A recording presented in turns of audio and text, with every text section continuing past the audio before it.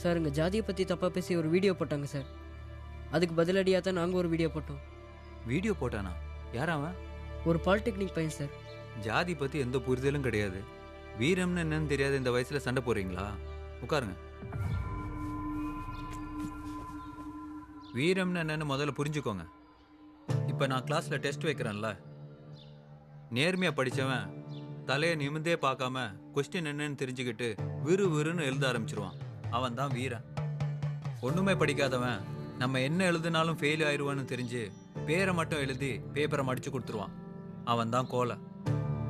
இந்த அறகுறையை படிச்சுட்டு பிட்டை வச்சுக்கிட்டு அடுத்தவன் பேப்பரை எட்டி பார்த்து பாஸ் ஆயிடலான்னு நினைக்கிறவன் தான் பாசாங்காரன். தனக்கு எதுவுமே தெரியாதுன்னு சொல்லி ஒத்துக்கிற கோலேட்ட இருக்கிற நேர்மை அந்த பாசாங்கத்தனம் பண்ணுறவங்க கிட்ட இல்லை. உண்மையை ஒத்துக்கிறதுனாலேயே கோலை வீரனா மாறதுக்கு ஒரு வாய்ப்பு இருக்கு. ஆனால் தன்னை நேர்மையானவனா காட்டிக்க நினைக்கிற பாசங்கக்காரன் ராஜதந்திரன்ற பேரில் தன்னை சுற்றி இருக்கிற எல்லாரையும் ஏமாத்திட்டு இருப்பான், தான் உட்பட. நேர்மையாக இருக்க முடியாமல் சூழ்ச்சி பண்ணுறவங்க தான் அது ராஜதந்திரம்னு சொல்லிக்குவாங்க. களவாணித்தனத்தில் என்னையா ராஜ களவாணித்தனம்? இந்த 3 வகையில் நீ எந்த இடத்துல இருக்கன்னு உன் மனசை தொட்டு நீயே கேட்டுக்கோ. இந்த 3 டைப் ஆட்களும் எல்லா ஜாதியிலுமே இருக்கிறாங்க.